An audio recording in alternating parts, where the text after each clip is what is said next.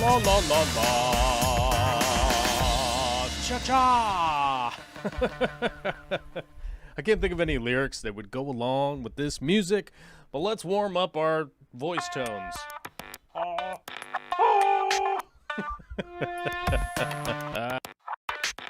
Pushing buttons and pushing the wrong buttons. What's up, everybody? How you doing today? Woo! It is Monday. It's a glorious Monday. And boy, howdy, people on the Discord got it right. It is totally a Monday out there in this part of the world. I don't know where you're living. You could be like Joel G out there in New Z land. And it'd be experiencing Tuesday, I believe. I think the boys down under is experiencing Tuesday, I think. I might be wrong, but I think it's Tuesday there already. Good to be here. Good to be on the show. Have to admit my own tiredness today. Boy, I am... I don't believe anything is wrong. I don't think anything's wrong with me. I'm just, it kind of just wiped out. Had a long weekend of working. And it feels like today's supposed to be Sunday or something, and it doesn't. It does not feel, or like my body is expecting a Sunday or something, and that doesn't seem to be the case. It's like, hey man, get back to work. It's Monday. Whoa. But wowie zowie, it's all good. Ya boy over here got a little extra sun yesterday too, man. I was out there shoveling rocks all day, and I was feeling a nap around 5 in the afternoon. I got to tell you, boy, I was feeling a nap yesterday and did not get one because this little human right here in the upper right-hand corner was insisting on hanging out with the old daddy, which is, I would rather hang out with my daughter than take a nap. Let's be honest. Let's be brutally honest around here. I would rather hang out with my daughter than nap. That's that's reality for me. You know what I'm saying? So Mellywell has a good point here. Says take time to rest. That will be this next weekend coming up. I believe we're going out to a reserved area in deep in the heart of the wilderness. We basically, I guess Vicky and I basically found a campground that nobody had booked. I think it's a private campground, and nobody had booked. So we booked the 3 campsites. So we're meeting up with Grandma and Grandpa, and we're going to go hang out in the woods for a couple days next week. So there won't be a Labor Day episode, I don't believe. Let me check the calendar. I got to go to next month, though. Click that button. Boom. Yeah, there won't be, because Labor Day is the 7th. Yeah. No Labor Day show next week. I believe I'll be back for Friday's show, except work-related stuff might get in the way, so who knows. But next week, likely no real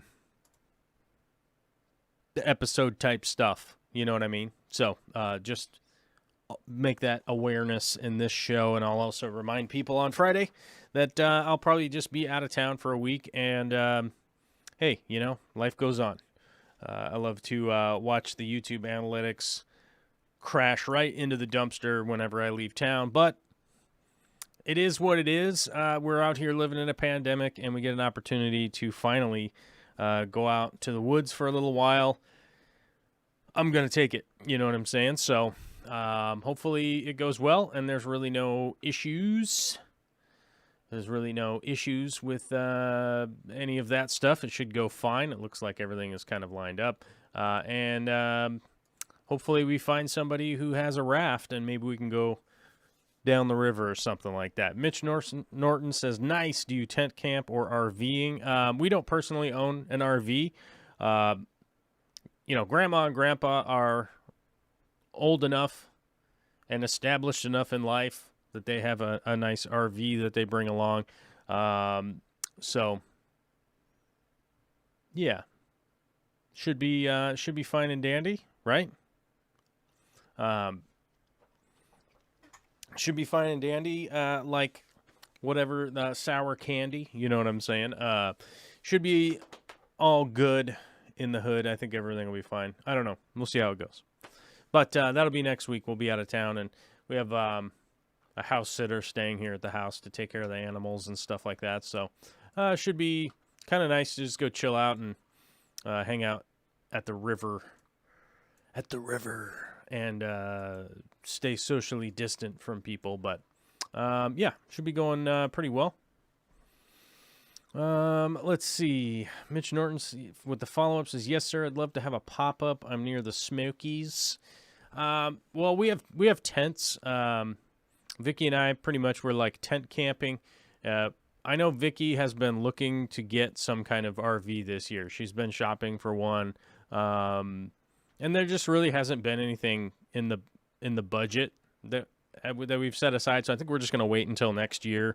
It's kind of one of those things. You put away $100 a month for a while, and you think it's what is it? Substantial? Is that the right word? I don't know. You think it's a lot of money, and then you kind of start shopping with it and realize, like, man, you gotta get pretty deep into the finding of good deals, right? So we'll probably just wait till next year and see what shakes out as far as the RV or the pop-up thing goes. Some good friends of ours, one of them just got out of the military, and he kind of had a little extra dough on his hands and decided, like, hey, I'm going to get like a pop-up trailer, and then we had like build out a toilet, and you had to build out cabinets in it and all that kind of stuff. So I think I see the advantage there for sure, 100% in the like pop-up tent trailer. But I just think for Vicky and I think just the overall amount of maintenance that you got to deal with on that kind of stuff, slightly an issue. Tony Franzen says, you're a handy guy, but buy one from an insurance auction and fix it up. It's a possibility that, well, I mean, here's the thing. If we had a trailer that needed to be fixed up, I could 100% do it. I run into more the problem of actually having the time in order to do stuff. That's my biggest problem at this point in time. There's just not enough time to do stuff. I mean, I have a daughter, so whenever she's not being babysat, she needs to be taken care of. She's 1.5 years old. So there just really isn't a point in time where you just kind of let her go independent and do her own thing, you know what I mean? She definitely is independent. She talks. She can count to 10. I mean, I don't know. She seems pretty adept for her age. But still, that's a baby that's going to hurt herself, you know what I mean? Like, she's climbing around, getting up on stuff. She's all over the place. So you can't really just leave her alone. So that definitely occupies a lot of my whatever leftover time there is. And so if I had a trailer in a couple of weeks to rewire it, replumb it, fix all the stuff, re-weld the frame, put new wheels, repack the bearings, do all that kind of stuff, I definitely could. It is in my wheelhouse. It's something I could definitely do. But, from here, working out of my house, I just don't have enough time. That would be the problem, is that I would probably get a whole bunch of stuff done on it, and then it would have to sit, because then I'd have to go back to work in order to make money, to pay the bills, and then try and get more time for it. And the reality of that is that between, making YouTube stuff, maintaining all of the animals and things that I have, doing the live streams, working the show, having a baby, having a spouse, there's a lot going on my plate, and I just wouldn't have the availability to like add that to my plate. So I think it's more of just a waiting game right now more than anything. But I would very much enjoy, like, if there was some kind of sponsored content to like rebuild an RV and make videos about it or something. That would probably be pretty cool. I'd be down to do that, but that doesn't exist right now. So that's kind of the issue. Mitch actually said you could make a YouTube series of fixing up the trailer. Yeah, the thing is, like, I'm 100% down to make YouTube series of videos. That's not a word. Make video series of stuff like that. I run into the wall of not having enough time. And to be brutally honest with you guys, and it's not anything that I'm sad about or whatever, but my content is not popular enough to be like going down the road of doing those giant projects right now. Basically the biggest purchase that I've ever made in my entire life is basically happening right now to get a new camera to be able to shoot new stuff. But that's kind of the entire budget for like the year at this point. So then it's like, okay, I got to keep making content to hopefully, you know what I'm saying? It's just this crazy world of trying to do all this stuff. Alyssa Bentley says, she seems like she's old enough to be sent out in the wild with a knife and some string and pick her up in 6 years after she's made friends with the local wolves, a mountain lion and a grizzly bear. I mean to say that, like, it's funny that's a funny statement in its own right, and I'm going to acknowledge getting the joke. But as adept as she is, like, the reality is she got her finger stuck in what could only be described as I don't know how to describe this thing. So, like, the plastic shell of something, it was an air conditioner, like one of those portable rolling air conditioners. So the plastic shell of it's held together by screws, but they put a indentation into that plastic mold so that the screw is not exposed. So you kind of have a smooth area. Long story short, she got her finger stuck in that hole and was crying. Like, her brain's developing. She's got a long time before I can really, like, just cut her loose. Because apparently, the hole in the back of the air conditioner to hold the screw from being exposed, like, that was a danger. You know what I'm saying? So that just really... hopefully that explains it to people out there that, like, don't have kids or whatever, and you're, like, around kids, and you're like, oh, man, these kids are, like, they totally know what they're doing because they know where the peanut butter is or something. Her brain is developing. She's amazing. I'm super happy how intelligent she is and everything, but the screw hole ruined her afternoon because she stuck her finger in there, got it stuck, started crying, and just was, like, tormented by it for 20 minutes, like... But the thing got my finger, and she wasn't even injured or anything, right? Like, she was fine.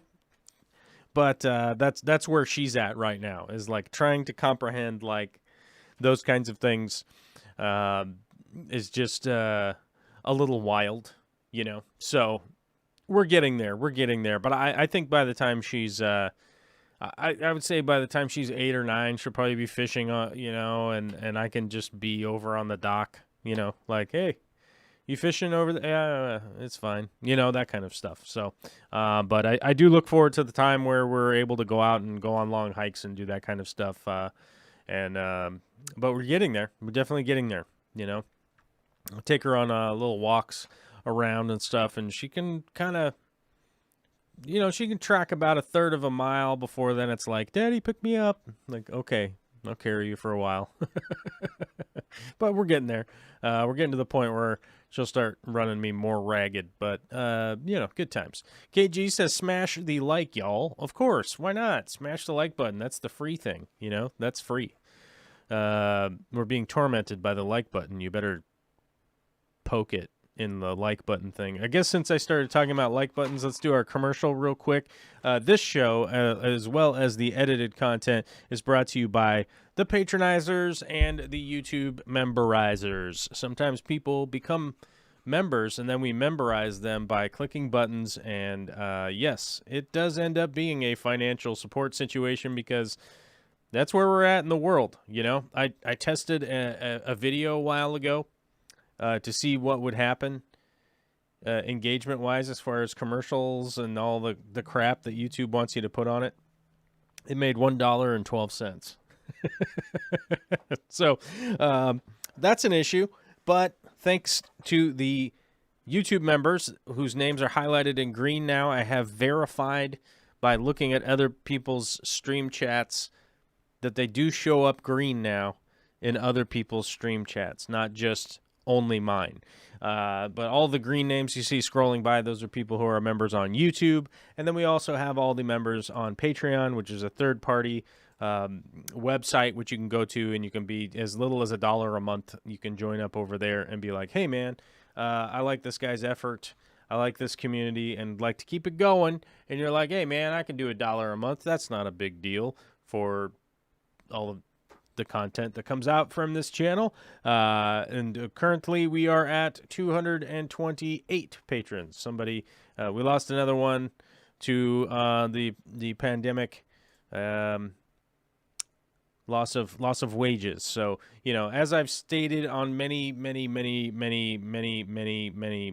occasions, if you are having financial issues or any of that kind of stuff, that is not where we're at here. I'm not asking anybody for their last dollar, their last $5, their last $10, or any of that kind of crap. If you cannot afford it, do not worry about it. I do my best to engage with everybody that I can. All this stuff is still free. You can still watch it and all that. But if you are somebody who's in a financial position where you're like, hey, man, $2 a month? Right on, man. Then that's all good, dude. Then you could join up if you want. If not, you don't have to either. It's a very low pressure sale of like, do you want to contribute? You can. If you don't, then don't. It's all good. And then where did the thing go here? I was trying to look this up. Whatever. We'll go click over to the other thing. It's in, where did it go? I looked it up earlier to verify. Ah, crap. Here's where I fail. But we did have music at the beginning of the show. I don't know if anybody liked that. I think somebody liked that. I think somebody mentioned they were like, dude, there's music. That's rad. It's like being on hold with my work. And so, yeah, music. Hey, that's from the patronizers being able to have licensed music to play if I have to go to the bathroom or something.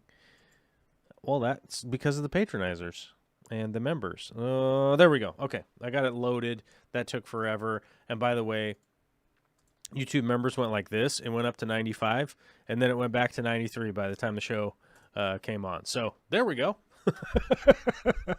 I think maybe that's why I didn't have it pulled up over here anymore, because I didn't have to update the number, because it was already updated. Oh, yeah. The Fishy Mailman, my guy, longtime supporter. Dude, shout out, my guy. Fishy Mailman is here. Last day of vacation, I actually caught a show. Dude, my favorite mailman of all time, the Fishy Mailman. What's up, my bud? As you guys know, the U.S. Postal Service is feeling the pressure right now of idiotic politicians. And thank you to the people like the Fishy Mailman for providing one of the... I have to admit, you guys know, I have been a long-standing fan of the United States Postal Service, what the Postal Service stands for, what it's all about.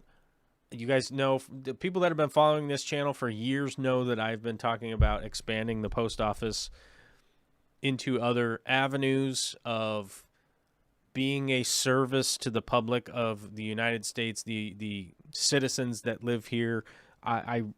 It's something I fully endorse, and I really hope that I gladly expand and share my idea out there into the wild, because I hope I hope somebody hears it and that is in some kind of position of power, and they're like, dude, that's a good idea. I like that idea. I like that there should be a small bank in every post office. There should be a small triage nurse. Like what's that called here? They call it a concierge clinic or something like that. And Kaiser Permanente adopted from Group Health these little care clinics. I think it was called Care Clinic Bartels. Yeah, so Bartels is, I don't know if that's a national a national drugstore chain or not, but Bartels is like a small drugstore, right? Like it's a store with a pharmacy, all that, drugstore, right? So they opened up these small care clinics attached to the pharmacy, where they had like licensed nurse practitioners to help out with medical assistants. Those doctors, they're basically like a doctor's here, and an MA is like right here, I think. And they're going to become a doctor at some point. I don't know, whatever. But anyhow, they had people that were qualified to check out stuff like strep throat. Do you have a sprained wrist? Do you have, just kind of that basic, do a flu swab, check out all that kind of stuff. That's all pretty basic. It's like, oh, I'm not feeling good. Like, well, you have a cold, so get some cold medicine, go home, fluids, rest, blah, blah, blah, all that kind of stuff, and give people the advice that they need without, having to go to an emergency department or trying to go to the family doctor and that kind of stuff. I think something like that adapted into the post office would be phenomenal. It would also give a path to start training more people in those fields, right? Because postal workers that maybe wanted to be moving into healthcare later in life, it would give them an avenue to like, oh, I'm interested in this. Can we figure out how to set up a system to take some classes to start moving over into this part?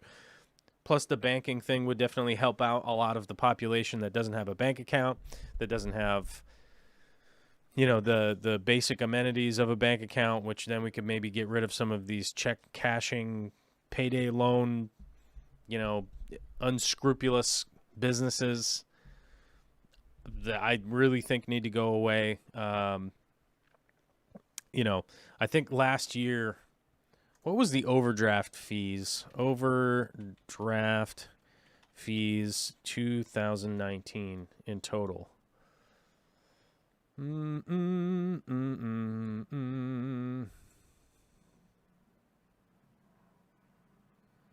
Yeah. And like, here's a good example, like $11 billion in overdraft fees in just 2019, $34 billion in 2018. So it might actually be that 2018 one seems low, but it's like $30 billion a year in just overdraft fees, and stuff like that. The predatory banking is a big issue in the United States, and it's being overlooked right now because of the policing stuff, which brings me to kind of my third branch of what I think could easily be some of the post office avenue to help kind of amend some of the issues that we have going on with like the policing right now.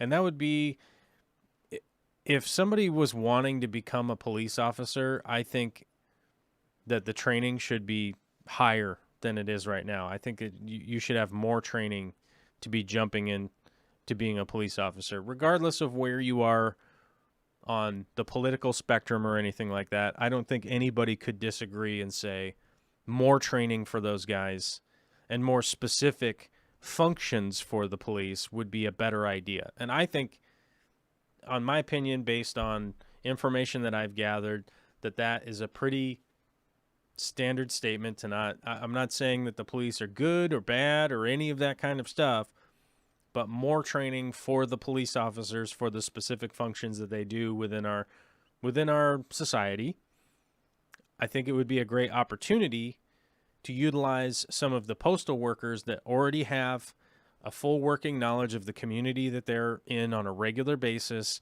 having interactions with neighborhoods and people that are around and stuff that is going on, to not only be of the temperament, but like we have the vetting, and we could also utilize a good amount of training while these people don't have to hopefully be poor and destitute while they're trying to get a certificate to become a police officer. I think it's, I know it's a different idea from what we do now. I understand that, and different is scary, different is bad, but I think it's a reasonable jump off point as kind of a solution to some of the stuff that's going on right now.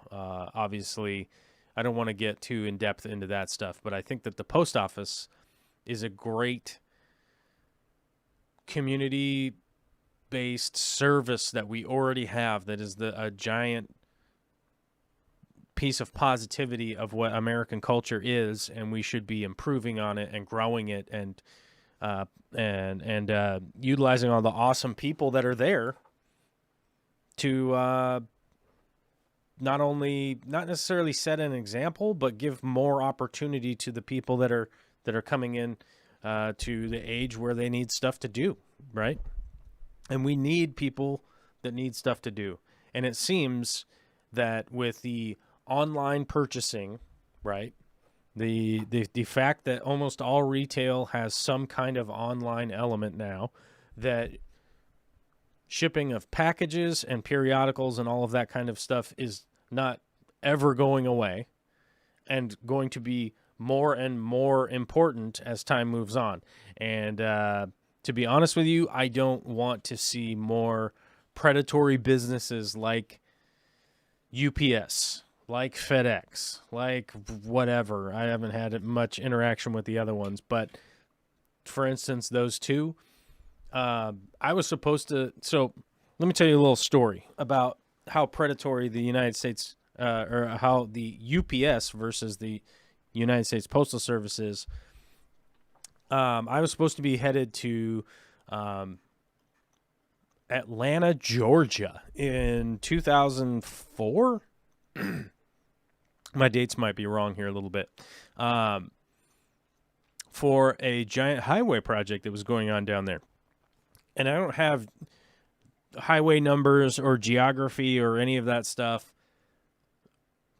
mainly because I just kind of started to talk about something that happened to me personally. Now, I was supposed to be going down for a highway job for a 6-month period that, at the time, the amount of money that I would have gone down and made to work on that job would have been what I like to describe to people as life-changing money. In 2003, 2004, I was 23 and 24 years old. And for somebody to somebody to head south to a contract that would have paid me upwards of $200,000 in that amount of time, I basically would have been working 7 days a week, nonstop.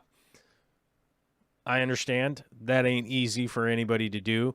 Fly across the country and go work for 6 to 8 months on a project, but I was 100% signed up for it.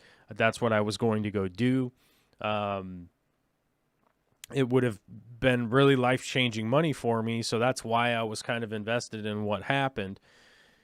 And we were supposed to go down there and do that highway job. Well, UPS wanted to add some runways to land more UPS planes down in Atlanta.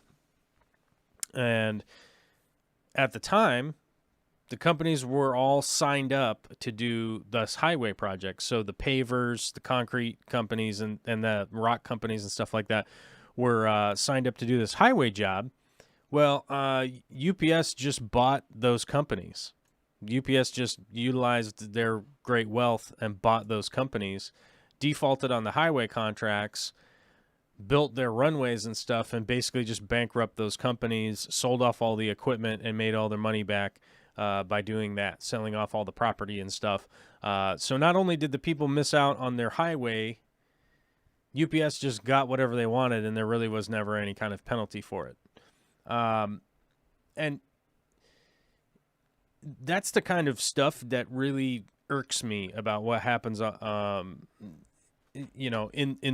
this world that I live in, on the planet Earth, in the United States, in the year 2020, in the 21st century.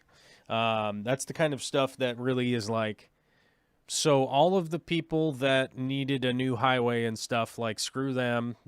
All of the people that were relying on those jobs and stuff, forget about those guys. It doesn't matter. All the people that were counting on even just those companies to stay open for the rest of their career, like all the people that worked for those companies, the paving companies and stuff, like, they're all out of a gig because a shipping company just wanted more availability to economize on building more runways, And it's just like, that stuff, in my opinion, just gets, like, vastly overlooked by the regular, the standard population of peeps. The peeps, man. The peeps that are just hanging around from day to day are just kind of like, I don't know, man, that's the thing that happened 1,000 miles away, and it just doesn't matter to me, and like, oh, crap, I got to go pay my mortgage, So, I don't know, maybe I have a distinctly weird perspective on that kind of stuff, but, it's a reality. Mike Kinza says DHL and OnTrack are the worst. Yeah, I don't think they're great. But I've been a long-standing big fan of the United States Postal Service, 100%. And I say 100%. No joke, dude.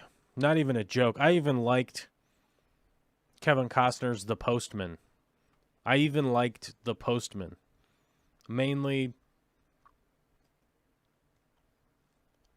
Mainly due to the joy that I have in regards to the Postal Service and how important that is, especially in that post-apocalyptic world. Right? I don't think it's a great movie.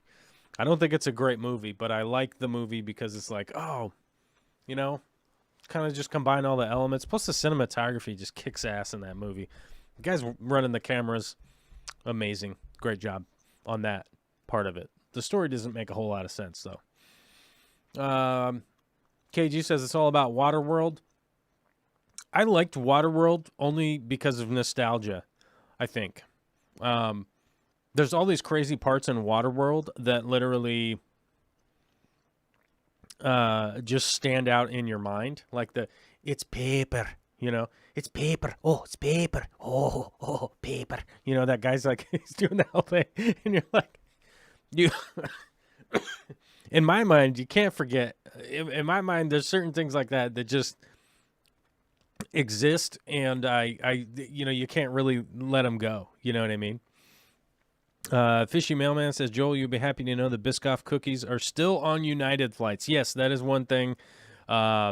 United always has the Biscoff cookies, and I believe is it United and Delta? I think there's two carriers that have the Biscoff cookies, but maybe it's only United. I don't know. I used to be flying so much, I have no idea what plane company I was flying on half the time. So, I wish I had like better opinions on really caring about the carriers. Some of them suck, some of them are good. Like Southwest Airlines is terrible, but I did realize that like there's this weird thing that happens on Southwest Airlines. All of the front row seats don't have the flip down table, and the overhead is kind of not good on the Southwest airplanes. I forget what plane it is that they typically fly around. I think it's a 787. I'm not 100% sure. But like Southwest sucks. Like their boarding is ridiculous. It's just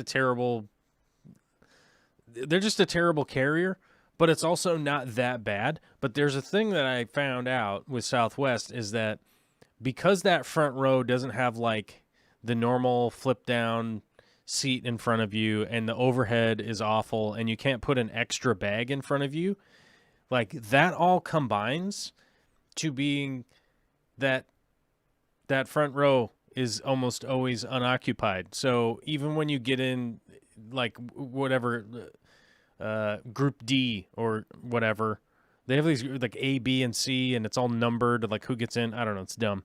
But even if you get in like group D, like the front row seat will be unoccupied, which to me doesn't really make me any more uncomfortable or anything like that. The upside is getting off the plane first because you're at the front, you know? And so that's the cool thing as far as I'm concerned. Steve Bertich says, what do you like to cook? With the $10 super chat. Thanks, my guy. That's our first super chat of the last day of August. That's pretty rad. We got last day of August. Hoping to squeeze in some patronizers and all that stuff before the end of August to try and beat last month's whatever, you know.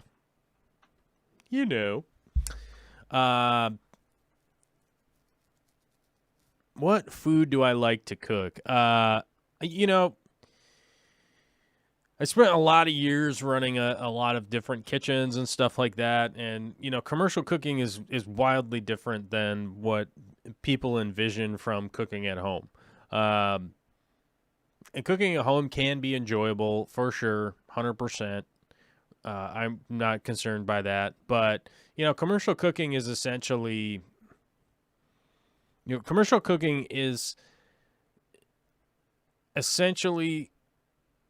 you know, it's repetition, it's preparation, it's execution, it's all of these things that need to be monitored, they need to be exact, they need to be, you know, precisely the same flavor profile from now to a month from now to 6 months from now. Like, you can't go, you know, you can't just be one day like, oh, I like more paprika in this, so I'm just going to add more in, you know, because now all of a sudden the customers are like, I don't know, dude. Last time I came here, this thing was super good, but now it tastes weird to me, you know? So, commercial cooking is kind of just a different beast altogether. And I think it becomes confusing to people because it's not something that they've really experienced, because more often than not, in the conversations that I've had in my life, most people are like, yeah, dude, I like flipped some burgers in college for 3 days when in 1996, you know, and like, so I know all about whatever it is that you guys do, blah, blah, blah, right? And it's like, dude, you know, opening frozen boxes at McDonald's and pushing a button on the microwave is not being a professional chef. It's not being a professional cook. It's not, I mean, that's not the same thing, you know, and so there's that in its own right. But I think most people that have worked in the industry at least know that, like, that there is a difference. But what do I like to cook in regards? So from a commercial standpoint, like if we're talking, like from a commercial standpoint, I like cooking steak, I think, would probably be the easiest way to put it. I love doing barbecue and smoking things at home, but the moment you do that commercially, your life will be changed. You know, running giant smokers and running barbecue and cooking brisket and stuff like that all the time, like, your life is changed. And, you know, most people wouldn't think of the aspect of that just because you're doing this thing, like all of a sudden your life is different. But I will tell you, being around smokers like that, you know, 12, 15 hours a day, all of your clothes will be ruined. Your skin, you will always smell different. you'll start to get diminished lung capacity because of all the carcinogens that you're around all of the time, constantly, all of the time. So, there is definitely like dedication to certain jobs. And that would be one of them. Like, mad respect to those guys that can run those facilities, because it really, really, really wears you down. And it's just aspects like that. They almost every cooking style has aspects like that. So if I was to take that into consideration commercially, like, I think the reality would be, if I was doing entrees at night, I would want to be doing probably like just a traditional steak restaurant. And keep it like very limited to just like a high quality cuts of steak or something like that. Something along those lines where we're just grilling. But I think if I was to open a restaurant like myself, is that I would most likely either do breakfast or lunch that is a handmade and expires when we run out of food deal. That's likely what the style of restaurant I would open, or something like that. If we're talking just specifically like what type of food, I always kind of fall back on the answer of saying Chinese. And the reason for that, the reason that I say that is that almost all of our culinary techniques that we use and utilize come from China. So whether it's pasta, comes from China. Roasted food comes from China. Deep fried food comes from China. Smoked food, slow cooked food, stew. We talk about clear broth. We talk about all the mother sauces, all that kind of stuff.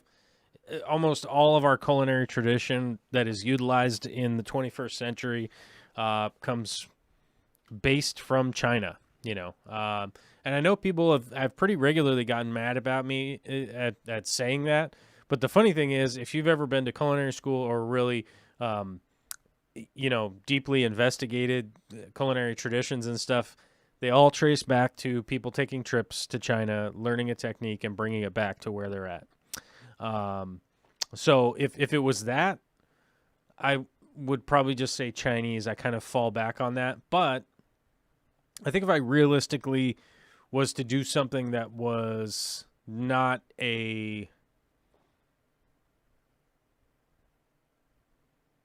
that wasn't a fusion, I guess that would be the easiest way to describe what it is. That, like, most of the restaurants that we go to are a fusion. That's why it became really popular, like in the mid 2000s, where it was like, this is a fusion restaurant. But most of our cooking and culinary stuff is all a fusion of different techniques from different areas around the world. And I think if I really was to delve deep into what I would be doing, I would probably be doing something Vietnamese, realistically. I love the tradition of, rice noodles, long, clear stocks that they make. You think pho, that kind of stuff. I just love the delicate tradition that they have of their grilled. Their marinades aren't out of control, although they do have some flavor profiles that are very impactful. So I would say probably Vietnamese, and a big reason for that would be, Vietnam was occupied by the French. It was a French colony for a long time, and so that sort of French tradition that was from China brought to France, then unfortunately for the Vietnamese people, the French occupied Vietnam, and then that combined to kind of create this whole different culinary ideal. It's like pâté à choux is like the cream puffs that you get at like a pho restaurant. Like that's French people, right? That's the French people went down there with their guns and occupied Vietnam and forced them to learn how to make that stuff, and then they just sort of adopted it themselves. and so I would probably say Vietnamese because it's just it's kind of a lovely fusion of the two, really balanced, like sort of, that sort of traditional French, classical French style with the ingenuity of the Vietnamese culture, and the flavor profile is pretty much very close to what I like to eat on a regular basis. And I just realized I've been rambling on about cooking for a long time. Sorry about that. Mike Kinsis is buying locally grown beef and pork is way different product than grocery store meat. It's so much better. 100% agree with that. As you guys know, I'm somebody who I try to endorse that as much as possible. If you can get locally raised and butchered meats and stuff like that, it is very important, not only for your local economy, but also for your general health. Just as your health as being a healthy person, it will definitely help out quite a bit. So I fully endorse that. If you know somebody who is properly running agriculture and butchering and reselling and stuff in your area, like I fully endorse. Take that little extra bit of time and find some of those homies that are local to you that are doing that. The chances of that existing are very high. So you just may have to look. You may have to look it up. You might have to Google search. It's not super difficult these days. It does take a couple minutes. Like, oh, hey, somebody's raising chickens down the road, and I could be getting my chicken from there. So definitely check that out. JH Aquatics is here having a day off. He's laying low, which is cool, man. I haven't had a day off in a long time, but I got one coming up starting next Sunday, I think. Next Sunday I'll be taking a couple days off and, going to see if the trees are still growing out in the woods. Fishy mailman. It's okay. He did give you $10. That was worth it, I think. Yeah, I think so. Sometimes I get off on these tangents, but that's why.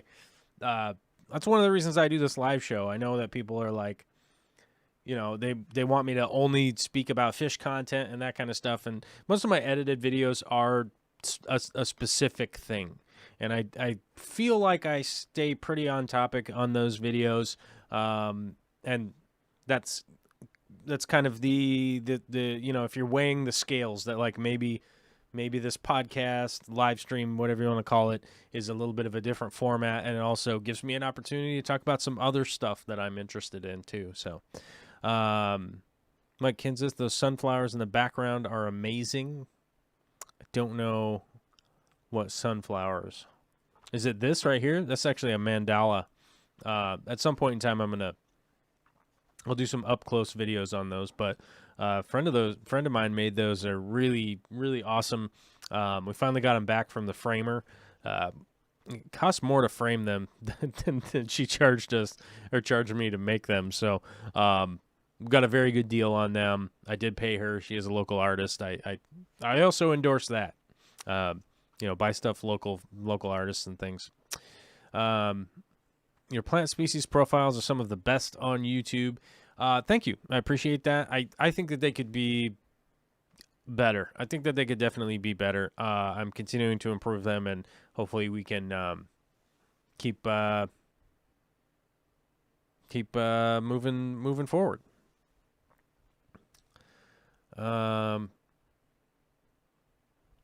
Yeah, Bentley Pasco, sorry.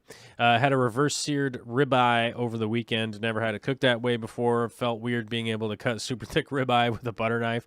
Yeah, it is a little bit weird, isn't it? Sous vide's kind of the same thing, like you end up with just like this weird texture that you just never really experienced before. So I can respect that. Tony Franzen said a Joel and Dean cooking show would get views. I think that's a video like that, or a video series like that would probably get views. I don't think that to be brutally honest with you guys, I don't think that it would be a project that would be able to even pay for itself.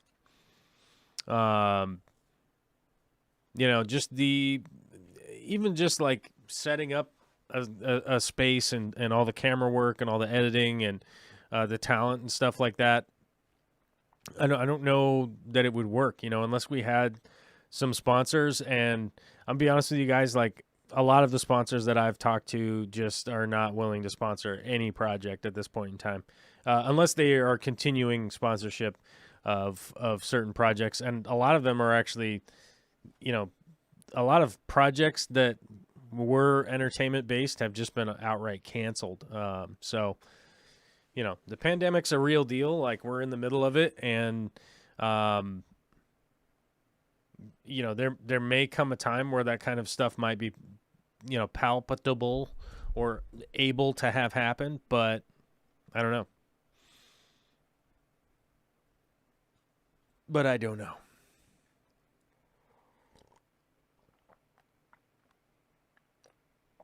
Yeah, I'm literally drinking my coffee out of a clear broth cup. These are the hot hold cups. This is an old chef thing issue that I have in my day-to-day life.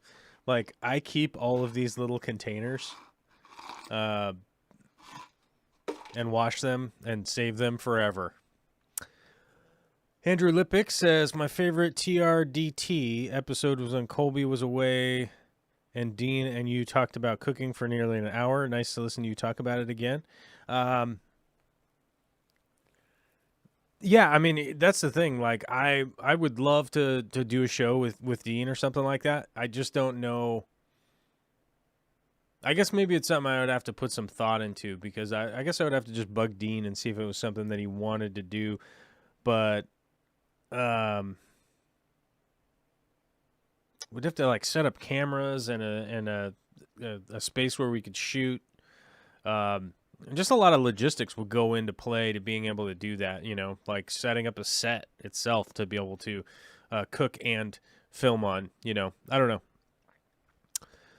We made some fantastic porterhouses on vacation, or maybe it was just being on vacation that made them great. Yeah, it could be a combination of the two. I think there's a combination that we can all respect, though. You know what I mean? Like, if you're on vacation, it can definitely amplify the quality of a meal. And, I think we all need vacation at some point in time, and I'm personally running up on that. From my own perspective at this point, just try to get out. Anthony Jackson says, sad because you've been my favorite YouTuber since 7,500 subs. I don't know what's sad. I'm not stopping making content, if that's what anybody thinks. Like, I'm not stopping. I'm just taking a break for a week to go, well, not even a week, like 4 days or something, just to go out to the woods. So I'm going to keep making content. We're just at where we're at right now. Like there's a pandemic, there's just not a ton of enthusiasm from companies and stuff like that. So that's why, I was always like I've always kind of been on the independent ideal anyhow, that like I would much rather have. So here's the thing. I would much rather have 10,000 fans that all paid 50 cents a month, right? Than have one weird corporation that was paying $5,000 a month, right? And was like, you do what I tell you to do, right? I don't think that is a situation that I would really personally want to be in. Especially if you're talking about, not only sharing experience and knowledge from experience, but also,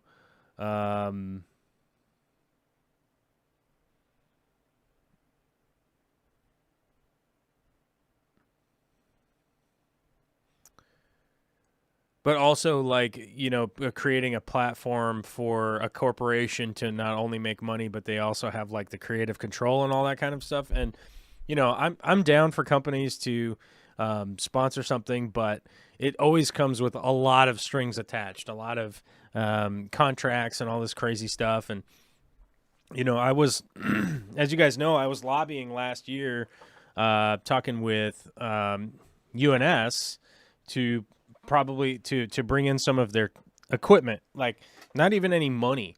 It was just literally like, hey, if you guys want to send out some tanks, I'm going to rebuild the fish room. It would be great to feature your equipment on the videos and stuff. And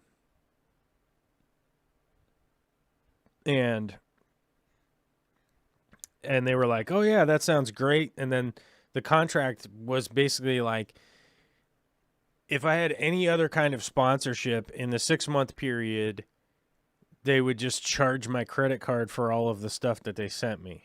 And I was like, I don't know, that seems really weird that you would just basically have an opinion on whether or not you thought I had another sponsor or something in the 6-month period, and then you just charge me for all of the stuff that you sent me.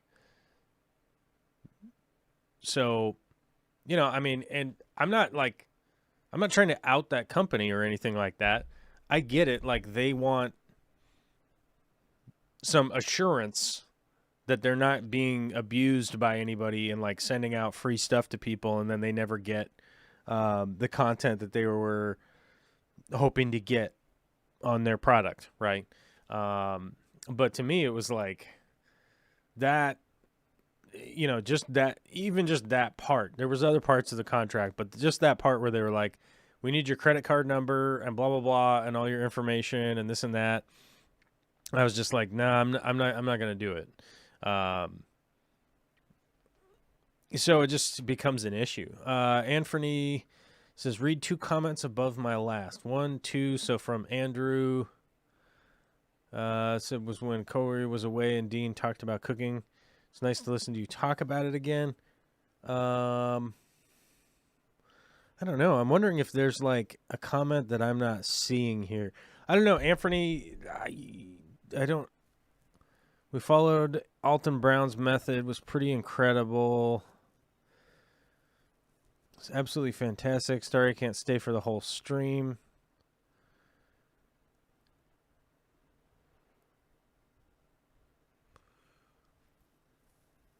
Yeah, I don't know. I don't know. I don't know what. I don't know. I'm confused. To be honest with you, I'm confused. I don't know what's up. So, I mean, maybe you can help clarify or something. I don't know. I'm confused. I just saw a few moments of a video, you and Corey and 4 to 5 other fish tube types all together. What promoted that that collaboration? Good experience. What prompted that collaboration was I built the studio at Corey's house. So, actually, the Bearded Fish Keeper did some of the fish tanks on one wall, and then I built out the whole studio room. So I redid the electrical, redid the vents in the roof, and not insulation, but the wiring, and redid the drywall, broke out a bunch of stuff, plumbed a sink, built all the fish tank racks, all that kind of stuff, did the finish work. Although the Bearded Fish Keeper came back and did the flooring with Carson. They installed that. It's that like snap, that lock together stuff. Then I built that wall with the Real Fish Talk stuff is on it and all that. We built that, and the idea was we built that space out to do the Real Fish Talk, which we did. We did a bunch of we did like 50 episodes, and it didn't get traction. And that's one of the reasons that I know from experience that like building out the studio, how much it costs, how much time it costs, not only that, but how much financially it costs, all the equipment that was in play, what it takes to have 3 people, because it was me and Jimmy and Corey, right? So there's the 3 of us. How much does it cost for us to do the Real Fish Talk? It takes basically a whole day to do an episode. How much the build out was, and then I think each episode, I'm going to throw a number out there, but I think at the gate, most of the episodes would get about 5,000 views. Most of the episodes would get about 5,000 views, and they were like 2 hours long. We would get some super chats. I know how much that, and I know how much the total income was. And the reality is like we were not getting to a point where, even though I was doing it for free and Corey was doing it for free, he was paying Jimmy. So like we had to make enough money to at least pay Jimmy for the day, right? So it basically got to the point where it was like we're not making enough money to even pay Jimmy. So we really had to make a decision, and we got to a point where we made a decision where it was like, all right, man, after episode 50, we're just not going to do it anymore. And that's really kind of what it's going to boil down to, That's right. The Fishy Mailman says went to Duluth. It's on the maybe list for moving now. I'm going to freeze in the winter. Although the Fishy Mailman you're in Denver, it's about as cold as it's going to get pretty much anywhere. I mean, obviously we all have to make accommodations because it does get colder in some certain areas, but it does get pretty darn cold in Denver, I think, let's be honest. So I think you'd probably be okay. JH Aquatic says Vermont. Michael Sarr says maybe a sequel, The Unreal Fish Talk. I don't know. I think the reality is like I don't know. I think the reality is like a fish tank podcast could probably work, but I'm going to be honest when I say probably not, like, I don't know. I've got like 20,000 people that follow my YouTube channel. Corey's got 450,000 that follow his YouTube channel.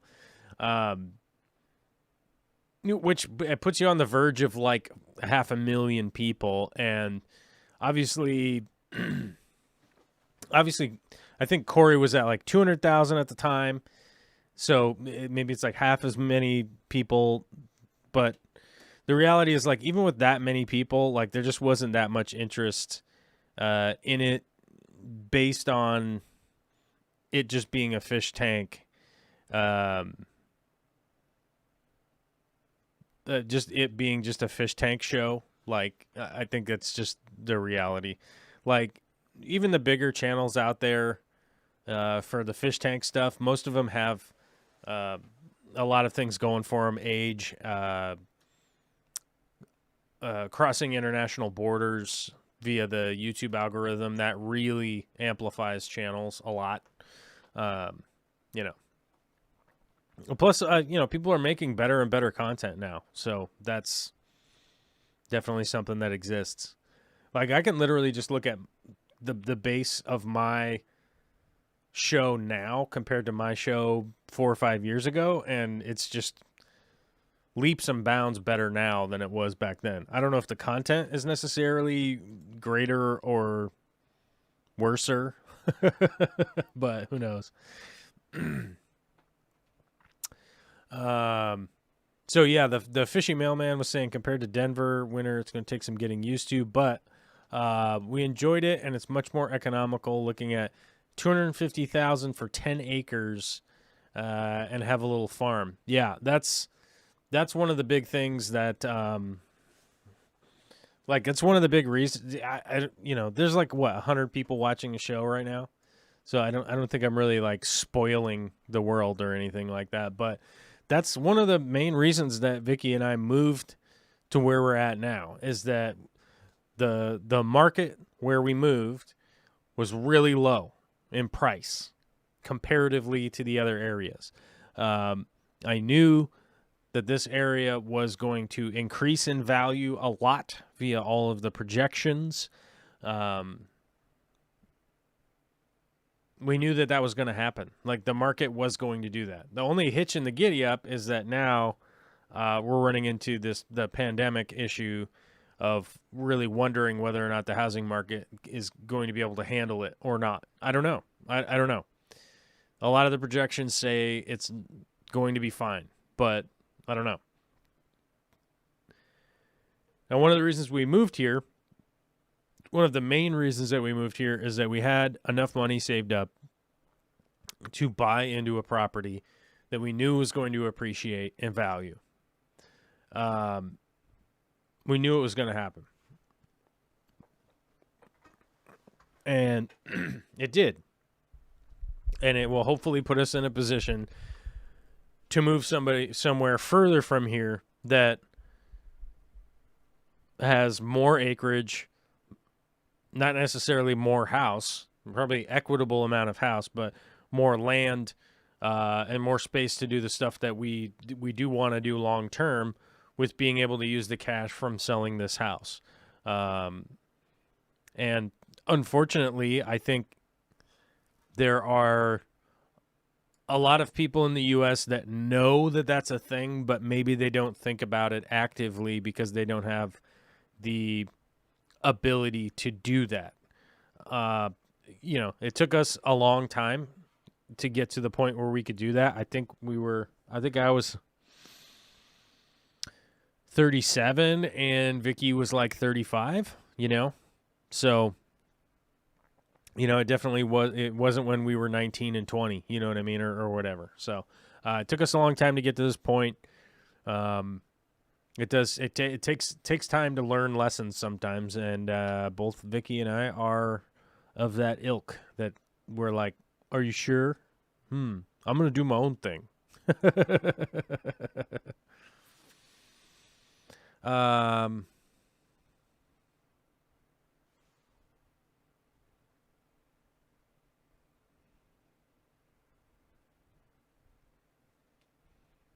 Oh, Anthony was saying, no worries. Was saying, seems you never talk about fish anymore and complain about your channel going down, but people come to fish channels to hear about fish to get away from politics, etc. No disrespect. Oh, yeah.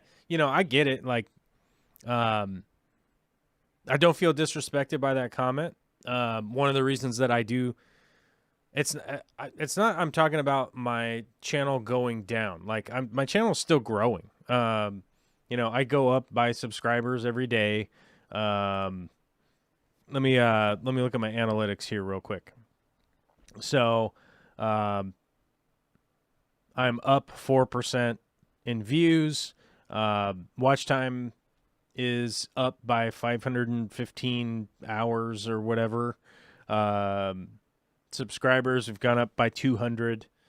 Estimated revenue is about the same. It's not a matter of like me saying that like my channel is going down. It's just that I used to get more views on videos because they were being promoted by other big channels. And I've had to consciously make the decision to go like, don't promote my content to other people that aren't like interested in what I'm doing. And hopefully that makes sense, that like I don't do fish profile videos or like that kind of stuff very often. So what ends up happening is that my video gets shared out by a giant channel, right? And all of a sudden 20,000 people come watch it. They all subscribe. Well, not all of them, but a bunch of them subscribe.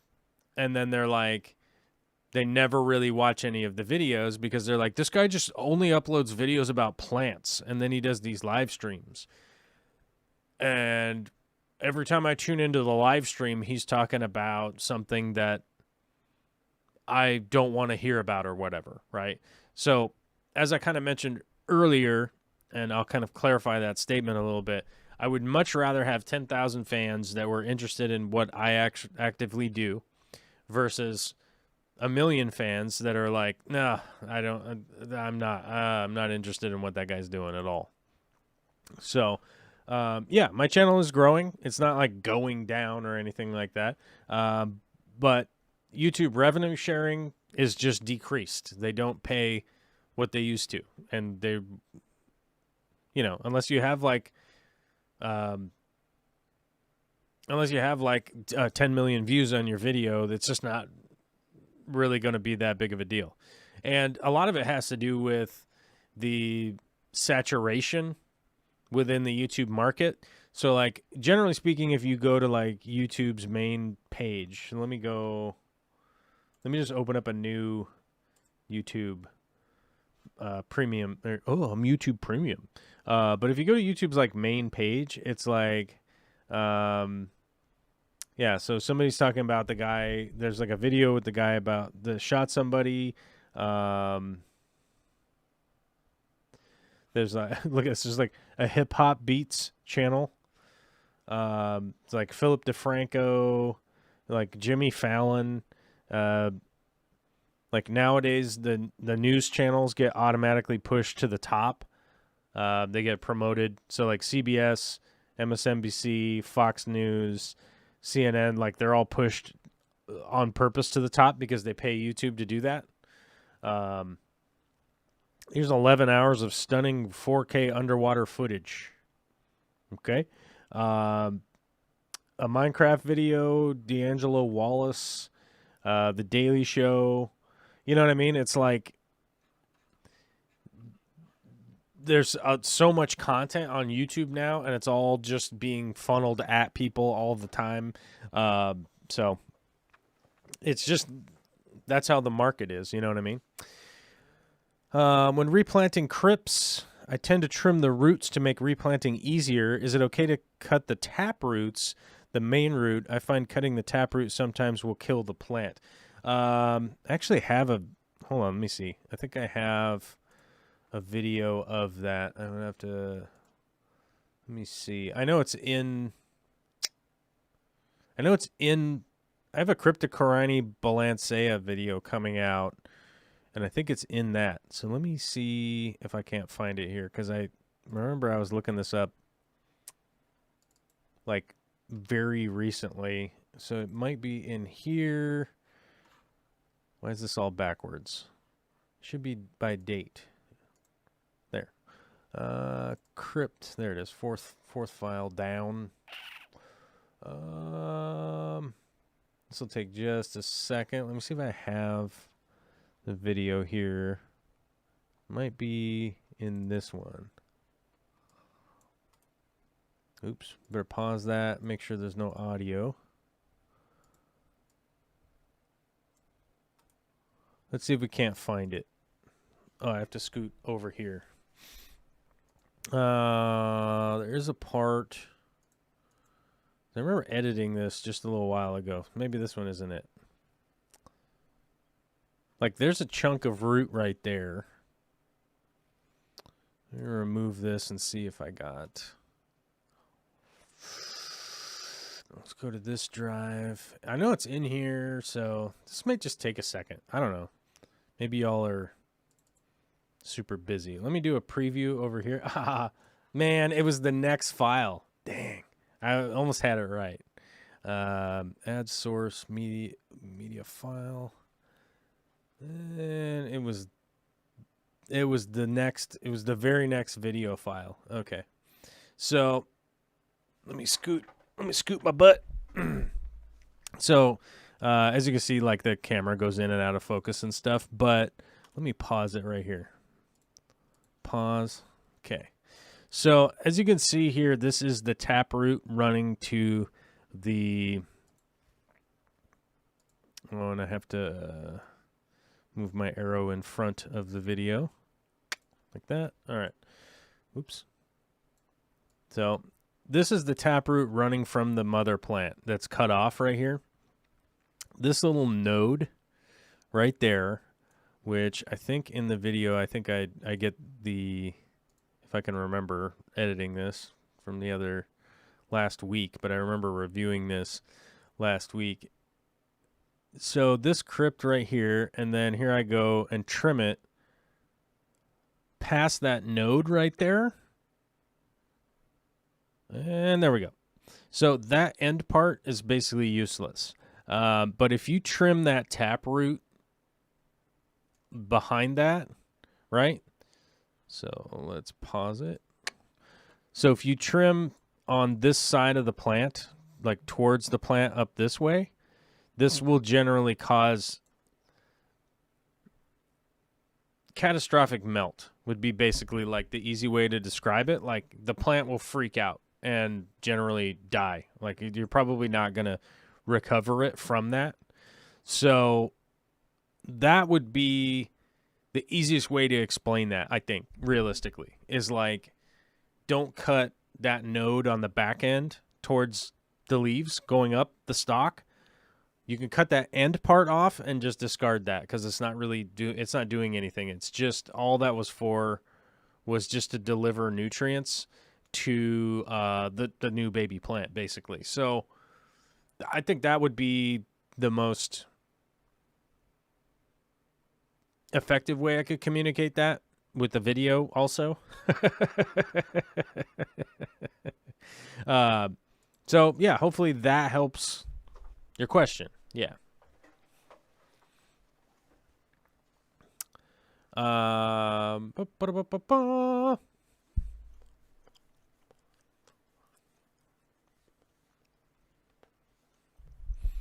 Furry Pal Grover says, let's face it, the virus threw everyone off. Yeah, 100%, dude. 100%. Agree with that. For sure.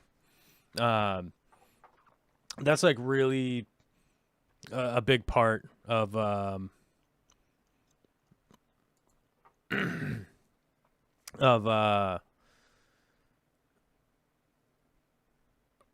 like what's going on this year, for sure. You know,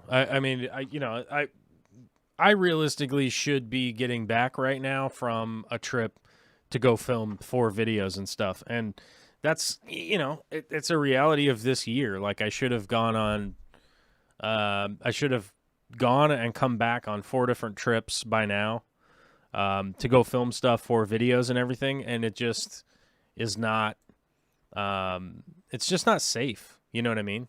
At this point, as far as the virus goes, to not be spreading it around to people that you would otherwise not know have some kind of comorbidity that could cause them to die, Big D Smoke says, then why are you here? Just go away. I don't know what that's about. Oh, I think somebody got messages deleted, so I don't know. Oh, Martin Dollinger says, I'm a waste of time. Okay. Then just go do whatever it is you got to go do. Like, I'm sure your time is super valuable. So go make value from your time. Big D Smoke, the country assessment based on your property on taxes. My house has gone up $103,000 from 2017 to 2021. Yeah, that's about right. I'm not sure what G Bear was asking. Retracted. You must be like on an iPad or whatever. I know some people's devices, when you type stuff in and then you try to go to the next thing, it like retracts automatically. So it's always hard to catch up with what G Bear was saying.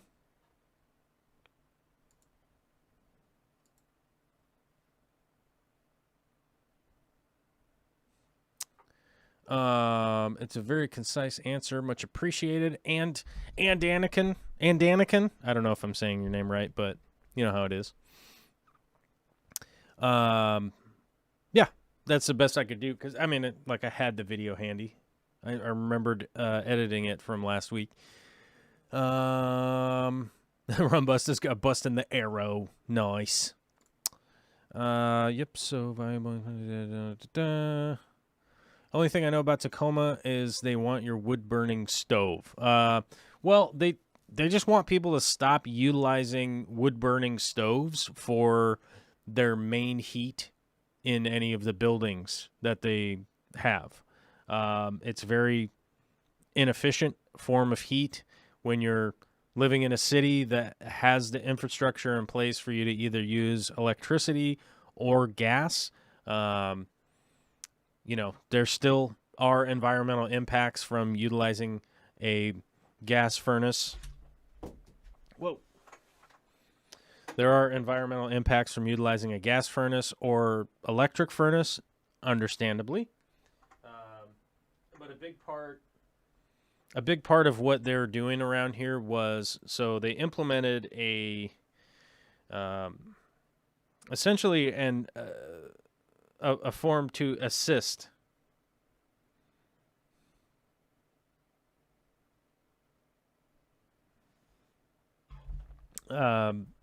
people in converting from only a wood stove.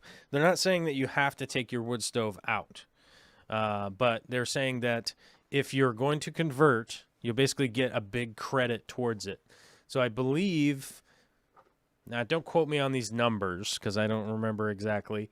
I believe that they were giving up to a $4,000 credit towards a new furnace installation if your building still only had a wood burning stove as your only source of heat. Now, if it was your main source of heat, I think it was a $2,000 credit or maybe a $1,000 credit. So I think it was a little bit lesser.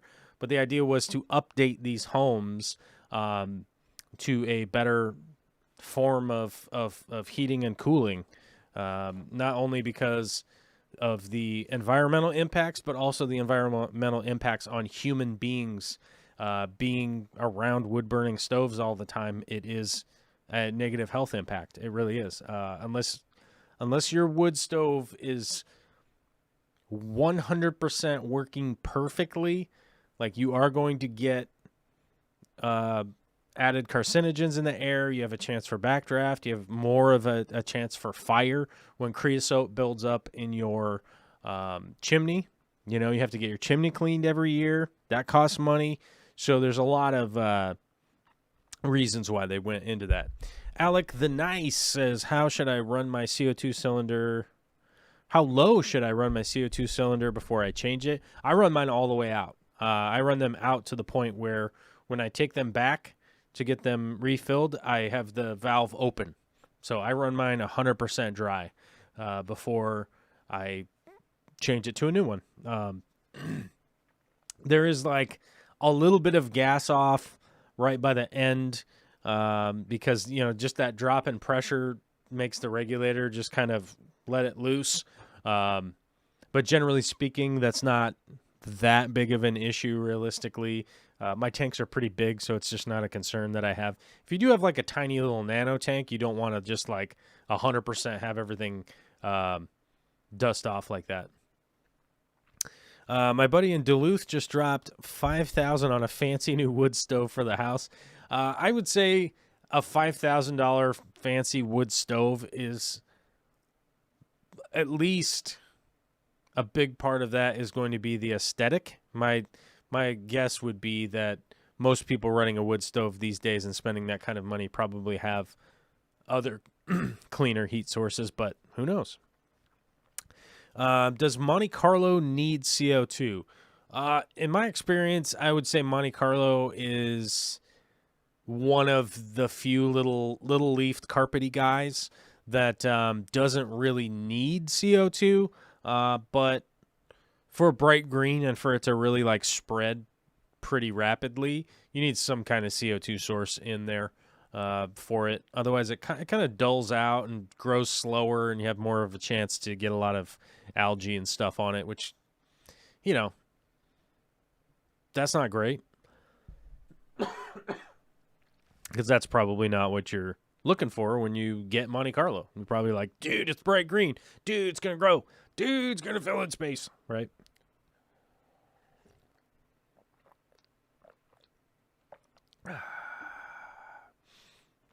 Jessica Thiergartner says, I can't do wood stoves burning, or do wood burning stoves. My allergies won't permit that. Yeah, I mean, that's also a big issue. G Bear says, my neighbor's diesel generator wouldn't fly there. We still have people on diesel and oil, you know, heating, but it's not very economical as far as I'm concerned. In my experience, we used to have to, when I used to live up north, we would get our diesel filled. I think we would get that damn thing filled like once every 2 months or something like that. I don't know. But I remember it being like, it's like $750 or $800 to get the tank filled. And actually swapped over to a gas heater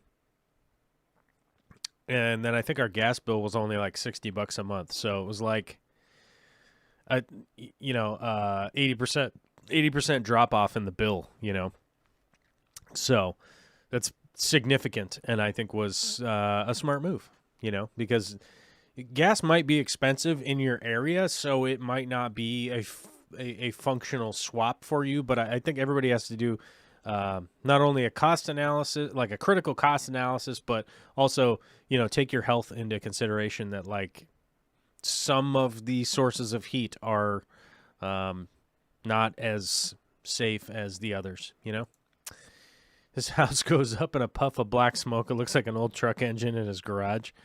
Yeah. Yeah, it's a little funky, that's for sure. Let's see. Mike Kenseth says, do you know if you're helping with Corey's new place? I'm currently... I don't know if I have any pictures. Let me see. Let me see if I sent any pictures to myself.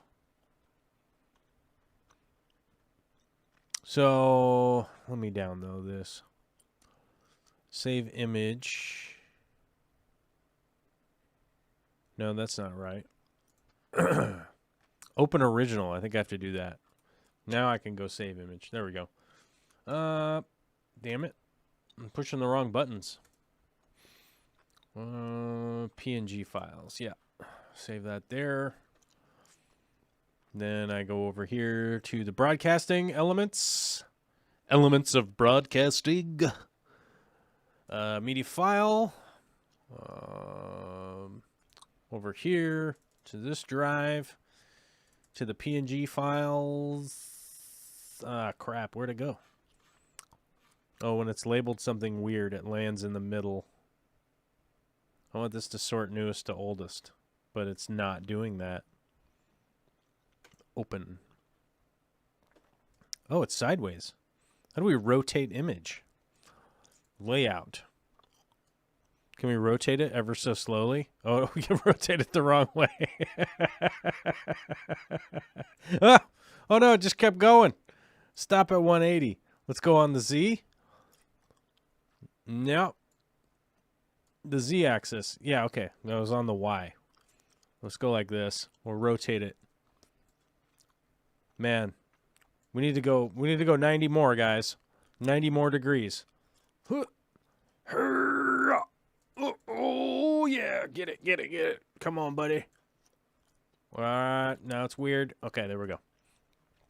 So this image right here is one of the current projects I am working on with the Koopy McCooperton. We're plumbing in 40 more tanks up there. So building another system that doesn't exist, which will likely somebody will end up making a YouTube video about it. Probably not me. And then all of a sudden, images of it will start showing up on social media that people are like, dude, look what I figured out, strangely enough. So I'm building this system right now for Corey. And then I believe, from my understanding is that I think he talked about it on a live stream recently, that he is moving to a new home. So he's moving to a new house. He asked me about doing some projects up there, and I said I would be available as I can be available, which is a hard conversation to say that, like, well, I work for his company a couple days a week. I work on this a couple days a week. I take care of my baby as much as possible. I got, just got a lot of things going on. So I it's very difficult to tell somebody like, yeah, I'll be up there for 14 days straight to remodel your house from the ground up, so we'll see what happens. And I'll, of course, let you guys know if I'm going to be gone or not, which like this coming Monday, I'll be gone, but that's literally a vacation. It's just time to go. I want to switch to propane next month. Yeah, propane can be a great transition. That's just like gas when you don't have a natural gas line running to your building. So you just hold on to a tank of it. We use propane here, roughly about $600, gets us through 6 months, through the 6 months of winter. We use it for cooking too. Yeah, that's That's like that 10% drop from the diesel oil conversion down to gas, right? So whether it's diesel or oil, you kind of drop down to natural gas. It's sort of that 80% less, right? Is that kind of roughly in there? Because about $600 for 6 months, you're looking at about $100 a month. So maybe that's only 70% or something like that, but you get the idea. Janice says no gas lines in my area. Yeah, you just end up getting a propane tank. That's just like one of the big, super big ones. I think the biggest one I've ever seen was, what was it, 30,000 gallons? That's like the one that goes on the back of a semi. It's like one whole semi-trailer thing. I don't know. But you can get the 1,000-gallon ones at your house and 500-gallon ones and stuff like that at your house. You can actually get CO2 tanks that are that big also and just have CO2 forever, right? I've considered it. But the cost of getting a tank that big is just outrageous. So I was like, oh, because we did that at a restaurant a long time ago. So we ended up getting, what was that? I'm trying to figure out what it was. I think it was a 120-gallon CO2 tank. Let's see if it's the right one. Yeah, I'm not seeing it. I'm not seeing it on the Google search. Yeah, I'd have to contact my CO2 guy and see what it was. I'm setting up a freshwater tank. God, it's literally nowadays you just get fish tank stuff. If you look that up, you just get fish tank stuff. Or my search preferences are showing. I'd have to find the settings. Search settings. Results per page.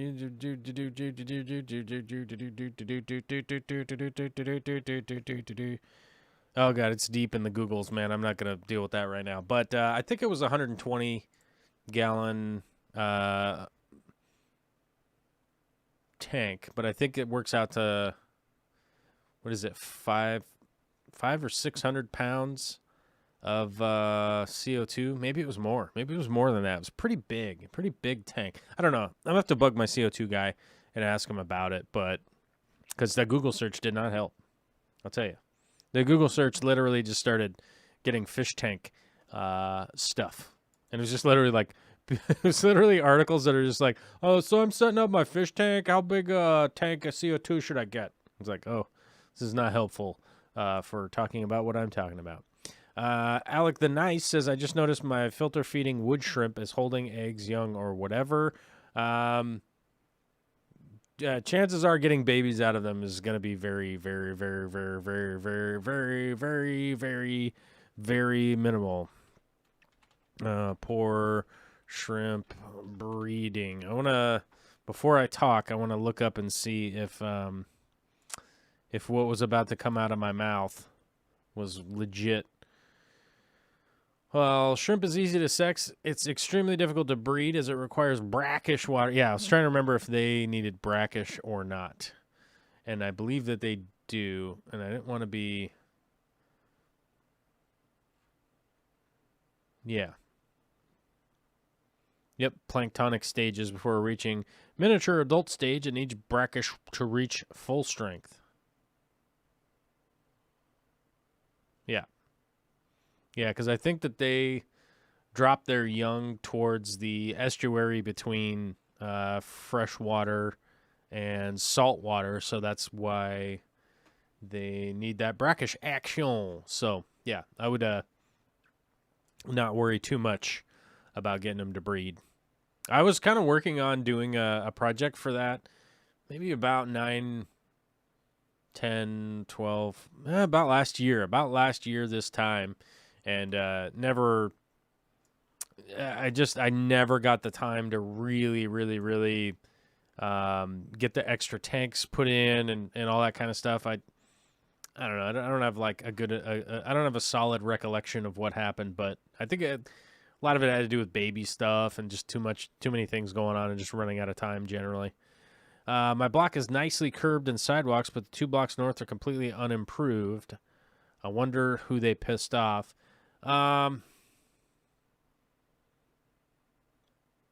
that is probably just way too long of a story to get into. But yeah, it probably just has to do with neighborhoods connecting at some certain point in time, and nobody had paid for the improvements.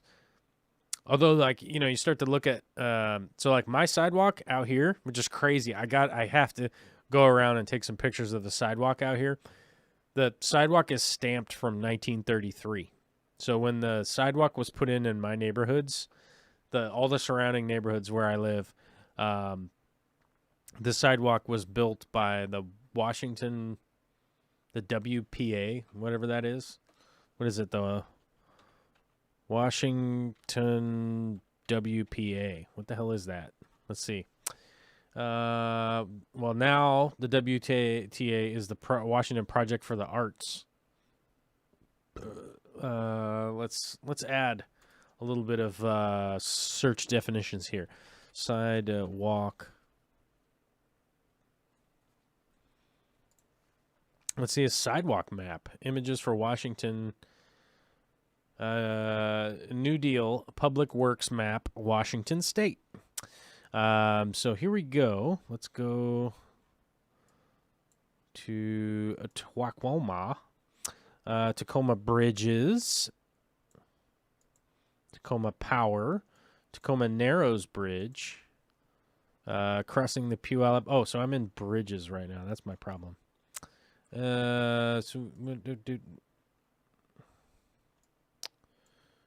What's this one? Let's see. Snohomish County roads.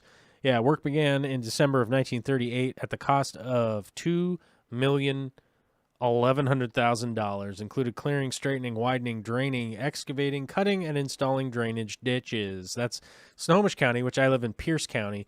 So my guess would be a lot of the New Deal stuff is what either right before or in that general time. In that general time frame, because the sidewalks out here are stamped from the WPA. I think it's Washington Power something, because the neighborhood that I grew up in here, or no, I didn't grow up in here, that I'm here grew up as a neighborhood for the electrical power stations that were here. Like Tacoma was pretty big with that back in the day, like 100 years ago. This is where electricity landed, coming to this side of the mountains or whatever, you know.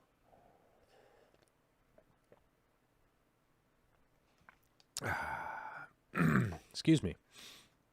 Growing up, there was this one random road out by the drive-in theater where for about 100 feet it was gravel. I always figured one house it was in front of refused to pay taxes. Oh, there we go. The Steve says Washington Power Administration. There we go. Yeah, so it's probably Washington Power Administration. Yeah, and then you get like Bonneville Power and that kind of stuff. Like I think it turned into Bonneville Power. I do remember something about that with the Grand Coulee Dam and stuff. Yeah, there it is. Yeah, I don't know, whatever. It's totally not interesting to you guys, but I will probably nerd out about this stuff late tonight when I can't sleep about it. Alec the Nice says another New Deal would be good. Yeah, I mean, that's I was actually talking about this a while ago on the live stream, and of course, you know, people that get mad when I talk about stuff that's not the specific fish that they were thinking about and didn't even ask me a question about in the chat, which is why I try to tell people, hey, post your thing in the chat, and I will likely read it and give you some kind of response. My response might be, I don't know anything. But at least you'd be like, oh, that guy don't know nothing about the thing I was asking him about, so okay. You know, what the hell? My package has been delivered. What is this? What package was delivered? I think I ordered some sandpaper. Holy crap, the sandpaper has arrived? Man, that is wild. probably utilize the United States Postal Service. So a package just got dropped off on my front porch. That is the sandpaper I ordered for, lack of a better way to put it, it's for the aquarium co-op projects that I've been working on. So whatever. You guys, you'll see it at some point in time. Like, what's this sandpaper thing? Let me, so, whoops, I'm moving my camera around. What am I doing?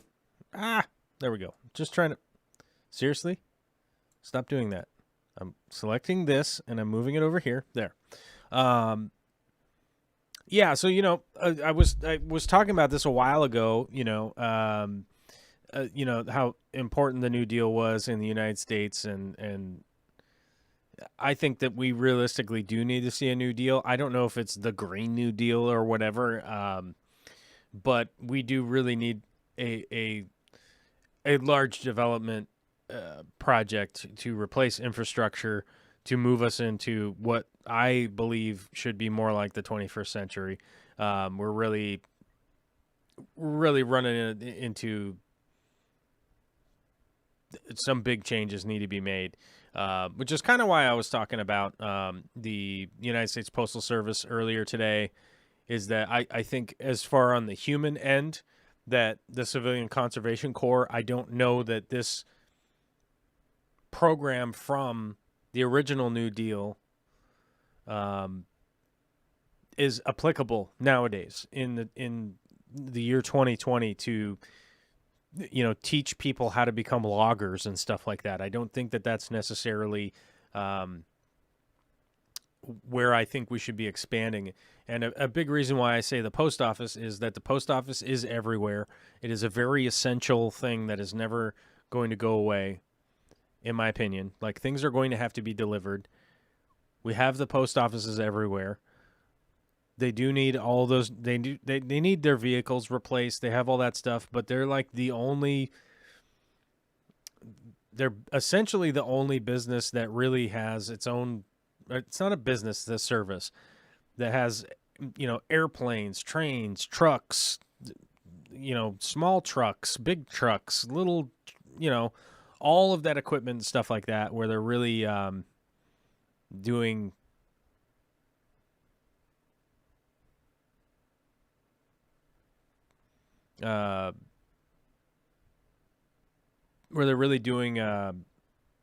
quite a bit as far as the infrastructure side of things goes.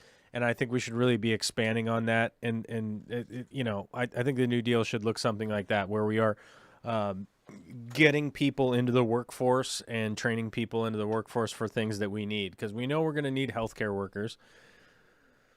We know that we're going to need trained workers. We're also going to need, police. We're going to need all those kinds of humans that can operate in those fields. And I don't know if they can afford to just go to school, and just say, yeah, go to school, then you could become one, So, coming up on the end of the show, because I am getting messages from my lovely, lovely spouse, who is so marvelously beautiful and talented, and I love her to death, that we're going to need to go to the hardware store. So we have to go to the hardware store and pick up a couple things for our goofy projects here. So I love you guys, but I love Vicky way, way more than I love you guys. So that's just life right there. But G-Bear said, see Aqua Design results. One guy from Green Aqua got 68th ranking, and Josh Sims got 3rd. And I forget the guy's name from California, got 2nd. It's on Green Aqua's channel. Yeah, definitely check that out. I love Green Aqua. I was supposed to be going there again this year, but there's a pandemic, and there's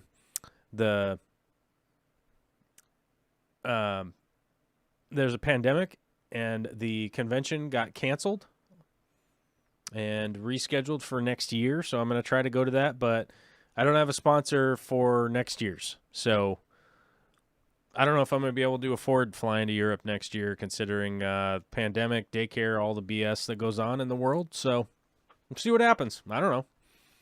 Anyhow, yeah, check out those guys' videos if you guys are super bored of, and then you're like, dude, there was a podcast, now there's no podcast, so I'm bored. Yeah, check out Green Aqua's content. I love those dudes. And yeah, congrats to everybody who placed in the IALPC, you know. Yeah. All right. I'm going to talk to you guys on the other side of the other side. Let's go back and listen to the tunes on the way out.